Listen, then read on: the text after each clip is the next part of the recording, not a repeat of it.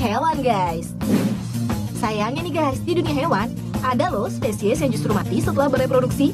Demi bisa melahirkan anaknya, hewan-hewan ini merelakan hidupnya. Ada hewan apa aja ya? Ini dia 6 hewan yang mati setelah reproduksi.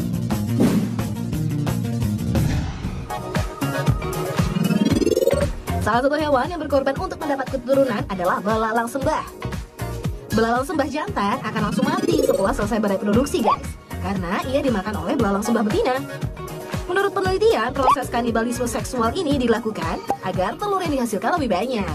Dengan memenggal kepala si jantan, sperma yang dihasilkan pun lebih banyak, sehingga kemungkinan telur yang dihasilkan lebih banyak pula guys.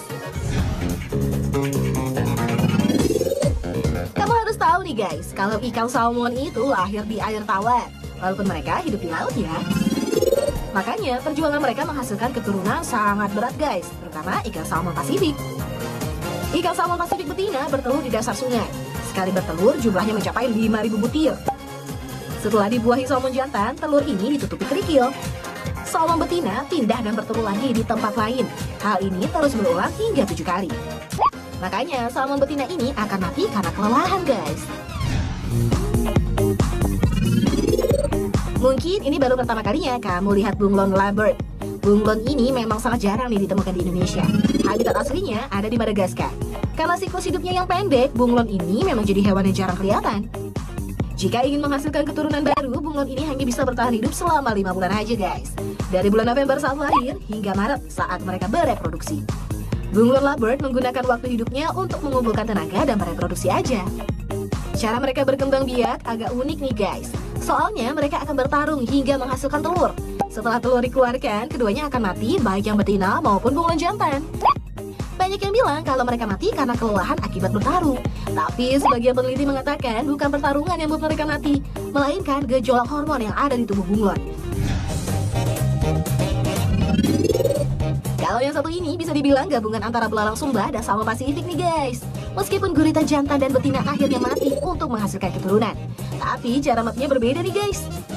Gurita jantan akan menggunakan lengan khusus saat berkembang biak. Si jantan akan memasukkan lengan tersebut ke saluran telur betina. Gak jarang nih guys, lengannya tersebut terputus karena dimakan dan disimpan sebagai cadangan makanan oleh gurita betina. Ada juga gurita betina yang akhirnya memakan seluruh tubuh si jantan setelah proses membuahi selesai. Setelah menghasilkan telur, gurita betina akan mendedikasikan hidupnya untuk menjaga telur-telur mereka. Bahkan gurita betina gak akan makan selama telur tersebut belum menetas. Biasanya membutuhkan waktu sekitar 53 bulan guys.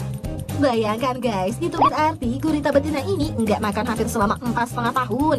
Ini demi memastikan telur-telurnya aman dari predator dan juga parasit serta organisme yang bisa merusak telurnya. Biasanya gurita betina akan bertahan hidup sampai telur-telurnya menetas. Melihat anak-anak yang terlahir adalah hadiah terakhir bagi ibu gurita. Setelah itu, ibu gurita ini pun akan kehilangan nyawanya.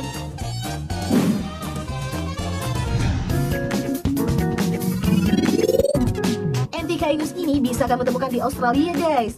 Meskipun mirip sama tikus, Antechinus ini bukan jenis tikus ya. Biasanya ukuran hewan ini cukup besar, antara 12 hingga 31 cm. Antechinus ini juga masuk list hewan yang akan langsung mati demi menghasilkan keturunan. Antechinus juga punya masa hidup yang relatif pendek nih, ya sekitar 6 bulan. Dan hanya bisa bereproduksi di musim kawin, yaitu di musim dingin saat makanan sangat sulit ditemukan. Karena musim kawinnya yang pendek, Antechinus jantan jadi stres nih. Saat stres ini, hormon kortisol di tubuh Antechinus jantan jadi melimpah, hingga akhirnya jadi racun dan membunuhnya deh. Sementara Antechinus betina biasanya bertahan hingga musim semi. Mereka melahirkan anak-anak yang lucu di saat makanan melimpah dan mudah ditemukan. Tapi Antechinus betina pun akhirnya banyak yang mati setelah melahirkan nih guys. Biasanya mereka mati karena kelelahan. Jarang banget ada Antechinus betina yang berhasil bertahan hingga musim kawin kedua.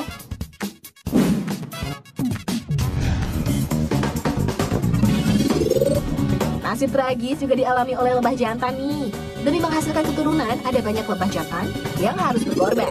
Lebah madu biasanya ada 3 jenis, yaitu ratu lebah yang menghasilkan telur, lebah pekerja yang menghasilkan madu, dan lebah jantan yang membuahi sang ratu.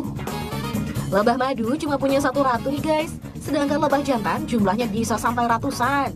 Dan ukuran ratu lebah biasanya jauh lebih besar dibandingkan lebah jantan. Oleh karena itu, ratu lebah memerlukan banyak sperma untuk bisa membuahi telurnya. Biasanya, lebah jantan ini akan secara bergantian membuahi sang ratu. Proses melelahkan membuat lebah jantan mati.